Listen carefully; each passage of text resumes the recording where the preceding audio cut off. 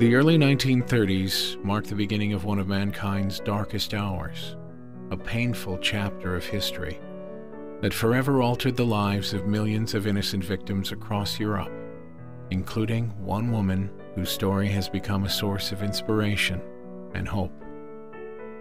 Through her courage and determination, Naomi Warren not only survived, but managed to rise above the inhumanity and create a legacy of triumph over tragedy.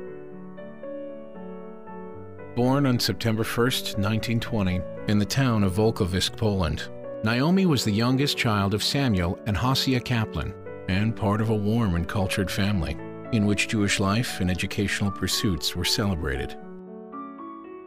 I feel that I'm a very, very fortunate person.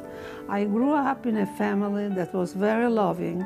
I had one brother, Mark, 9 years older than I. I had one sister, Elizabeth, 7 years older than I. And both of them were very dear to me. Education was a very important part of life in our family. But my father used to say that you can have a very wealthy life, but all those things that you are having, money, homes, can disappear.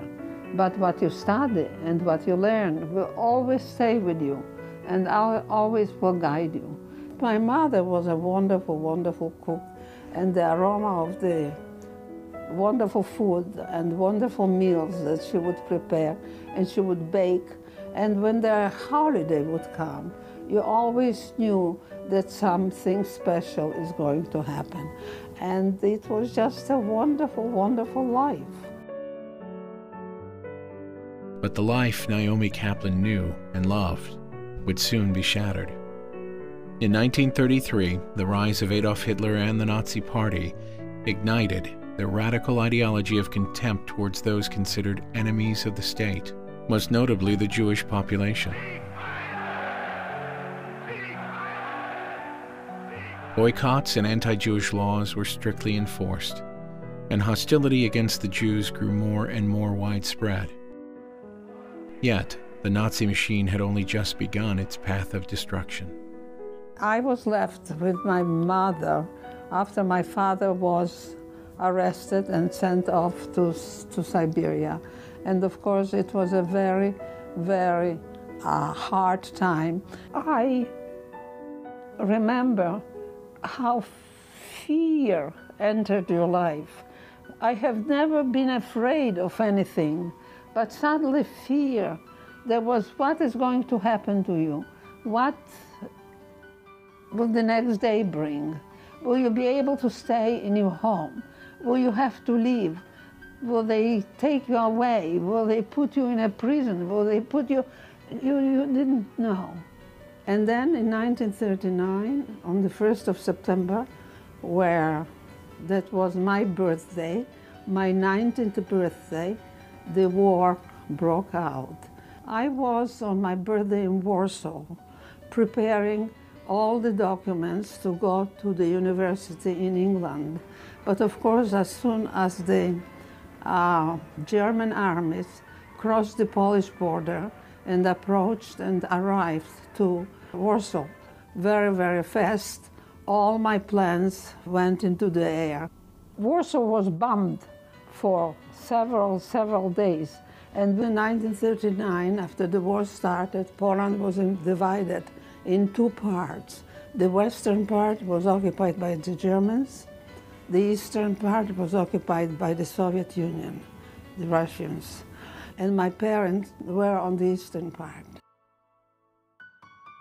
At the beginning of 1940, as tensions grew and the war intensified, Naomi was attending a Polish university in the nearby city of Białystok.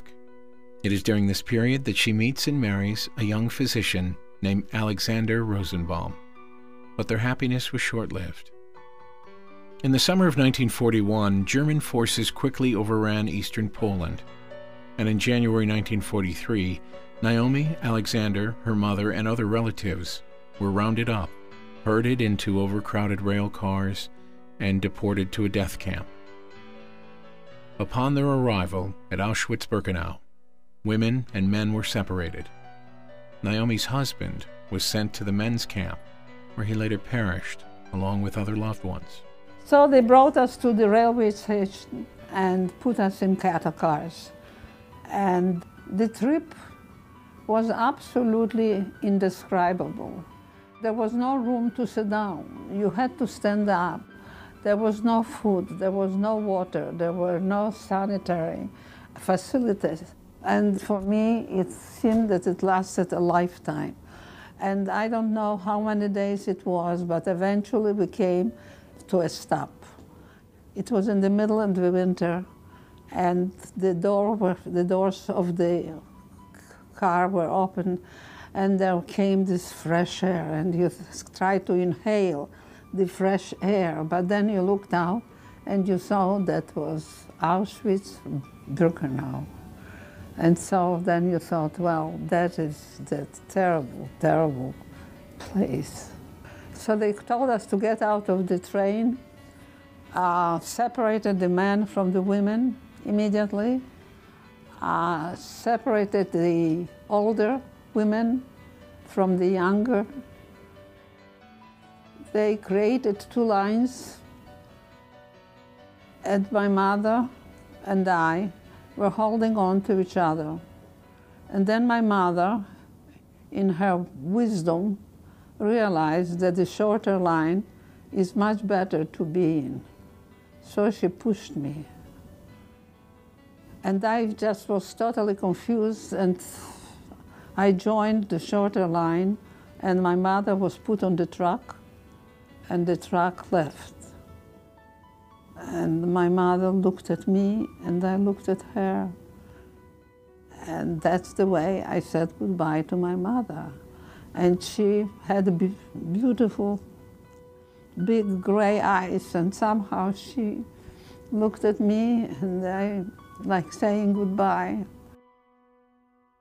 Coping with the loss of her mother and husband, Naomi resolved to survive the brutality and death that surrounded her.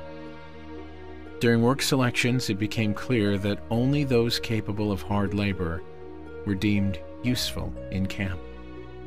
The rest, mainly young children, the elderly, and the weak, were sent directly to the gas chambers.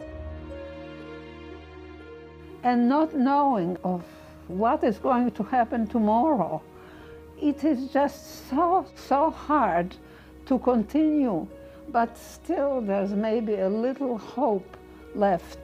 I cannot explain. It is maybe what my father taught me, that hard work has not hurt anybody. So this is the way I survived. I never stayed in camp. Regardless of how badly I felt, I knew that the only way I can remain alive is to go out to work and come back, get my ration of bread and turnip soup. My friends in camp were very, very important. It was like a support system, and we have helped each other. And in order to survive all this hell and all the terrible tragedy of what we were facing, we just bound together, and we would sometimes even tell jokes, and sometimes we would laugh, and we just were not alone. And I really think that togetherness has also been very, very helpful. Of the estimated 1.1 million innocent victims murdered in Auschwitz-Birkenau alone, Naomi managed to survive there for 2 agonizing years. Until the beginning of 1945, when Soviet forces began approaching the complex. She was transported to a women's camp in northern Germany, and then to Bergen-Belsen, where she was eventually liberated by British troops in April 1945. The Russians were approaching Auschwitz, and we marched to the railroad station, and we were put again into cattle cars. And we left, and we were brought to a camp not far from Berlin. And the name of this camp, it was Ravensbrück, and it was a camp mainly for women. and a camp where they did a lot of medical experiments. And when I came and realized that, I thought to myself, well, I came from one hell to another hell, so here I am again. But somehow, one day we had the opportunity to go to another camp, and they put us in trains again, and I came to Bergen-Belsen. And on the 15th of April, 1945, the British armies liberated Bergen-Belsen. And that was the first feeling of freedom, of being free. And to describe the inside of you, to describe your heart, to describe your mind, that now you are free and you have really survived. It's a miracle. And from there, we were put in displaced person camps. And in displaced person camp, each person had to declare herself or himself what do they want to do and where do they want to go. So some of them wanted to go to the country that they came from, some of them wanted to go to another country, and I said that I'm a person without a country. I want to go to the United States because I had my sister there, and I had an uncle, my mother's brother, who lived in Houston. And this is also maybe what helped me to survive. Leaving the pain and sorrow behind, Naomi set out for a new life in the United States. Her father Samuel, who had been imprisoned in a Russian labor camp, eventually made the journey to be reunited with his surviving family. He survived the war, and he came to the United States after the war was over. So it was really a tragedy at the time when it happened, but it was a blessing that it happened because my father came to the United States. And I got an affidavit from my uncle, and I left at the end of February. I arrived to the United States on the 15th of March, 1946. I was on a Liberty ship, and there were very few people. And I was so lucky to get on the ship. The name of the ship was John Merrick. And to describe the feeling, it was kind of a day where there was a little rain, but you could see the Statue of Liberty. You could see the skyline of New York, and you realized that you are free. You realize that there's a new life that you are going to face now. And what do you do with this new life? And I decided that my old life is behind me. You build on your past, but you look forward to your future. While living and working in New York City, Naomi met Martin Warren. They married in 1949 and decided to establish an import company in Houston, Texas. Together, Naomi and Martin worked hard building their business and raising a family. It seemed that the Warrens were finally living the American dream until tragedy struck in 1960. Martin became ill and passed away, leaving Naomi to care for their 3 young children and run a business on her own. After I was liberated, of course, I was alone. And I met my second husband, Martin Warren, in New York. And we fell in love and decided to get married. So we came to Houston, and he decided that he wanted to be in business. And since I was a secretary and I knew how to type and I knew how to take shorthand, I started working with him, and we have started international trading company. And we decided to try to import food, and that put us in the sardine business. And then one day he came and he said, you know, we are going to bring Danish ham. And then I said, okay. And we started bringing Danish ham, and we were the first importers of Danish ham in Houston. But the most important thing is that my husband got very sick, and he died at a very young age. He died in December of 1960, and I was left with 3 children and the business, and I decided to go to work, to go to battle, because everybody said, well, now Warren's kingdom is over because he is not here anymore. So I had to prove and show that a woman can be also capable to run a business and continue. So I was running the business by myself, and as one of the buyers said to me, Mrs. Warren, you don't have to worry about anything. If you are doing the job your husband did, you don't have to worry about. We are your customers. And this is what happened. And of course, we were quite successful, and I was very, very proud of it. And I am so lucky that I met Martin, and I am the mother of my 3 wonderful children, Helen, Benjamin, and Jerry. I always knew there was something special about my mom, but not because she was a Holocaust survivor, but because she was such a positive person, and she worked so hard to make our lives great. I mean, she's always been our key supporter, and she's been a supporter for 2 parents. She's been there for me, she's been there for my brother and sister, and for so many other people. A big part of my existence, a big part of my priorities in life are to carry on the priorities of our mother, growing up with a mother who was not only a survivor, but a mother who was a very accomplished woman in a world where there were no women, namely the meat business.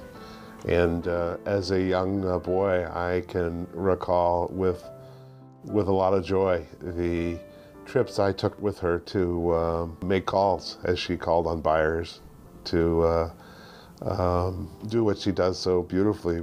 She was always available to us, but she had a lot to do. Besides bringing the 3 of us up, she had to go to work every day. So she taught us a real work ethic. But the most wonderful thing about her is that she makes time for everybody. And she is a shining star to me and to so many that are fortunate enough to either meet her and be a part of her life. I think our mom would say her most important achievement and legacy is her children, her grandchildren, and her great-grandchildren. And as a parent, she has really etched in me what's important in bringing up children and teaching them good values. After single-handedly raising a family and 5 decades of running a successful business, Naomi's company was bought by a multinational food manufacturer. And yet, the next chapter of her life was just beginning. Since retiring in 2002, Naomi decided to put her many talents to use in the world of philanthropy. After I retired, I had to feel that I'm still productive, and I still am doing something that benefits the community. But I am so happy that we have formed this wonderful Warren Fellowship. The Warren Fellowship for Future Teachers came about as a result of a desire of my 2 sisters and I to do something significant to honor and capture the spirit of our mother and to allow that to live on for the future. The idea being to teach new teachers how to weave the history of the Holocaust, the lessons of the Holocaust, into their curriculums. I think it's important to be able to teach those lessons early on and to teach the lessons of the Holocaust and genocide in a more impactful way. What a gift. What a gift to the future teachers. And it's very rewarding and fulfilling to see what they learned and how they say the fellowship has changed their lives. And it's absolutely incredible how emotional it becomes and how wonderful the students respond to everything they hear. And in fact, that's what has been created, something that allows the voice of our mother, her stories, her experiences, to live on through the Warren Fellows and the future teachers and the generations of children that they will touch in the years ahead. And one day we're not going to be here.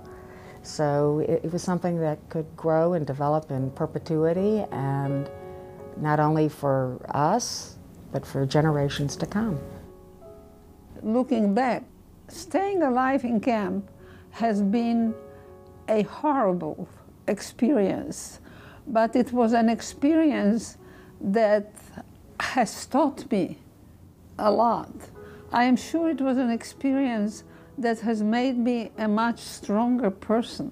Being in the Holocaust made her realize she had strength that she had no idea she had, and that she could do things she had no idea she could do. When they say people, when they get to be over 70, it's already downhill, but that's not the case with Mom. She can go on forever. She's pretty beautiful in all kinds of ways. I think for a woman of her age, she's quite amazing. There's a saying that the apple doesn't fall far from the tree.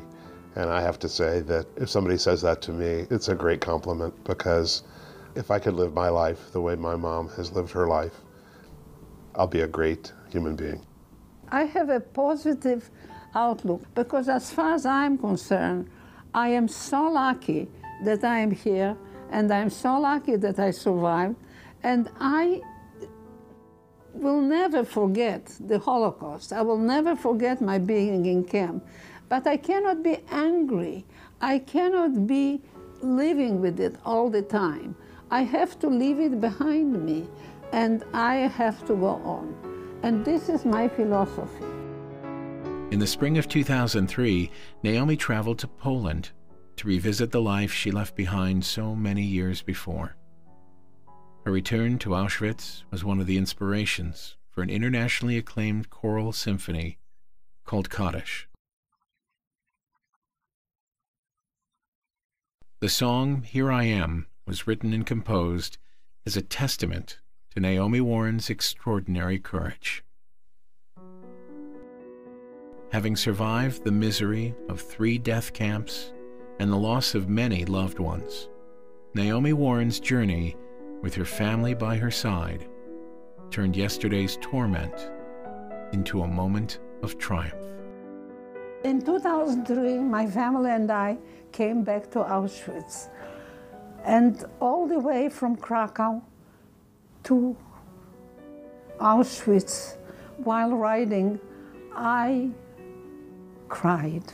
I cried because I was so worried about my reaction when I come to Auschwitz and I see Auschwitz.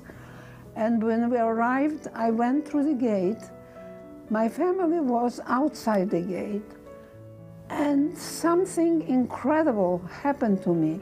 It was like a strike of lightning that happened, and I became suddenly so strong, and I raised my arms in a sign, in a victory sign, and I said, I'm here.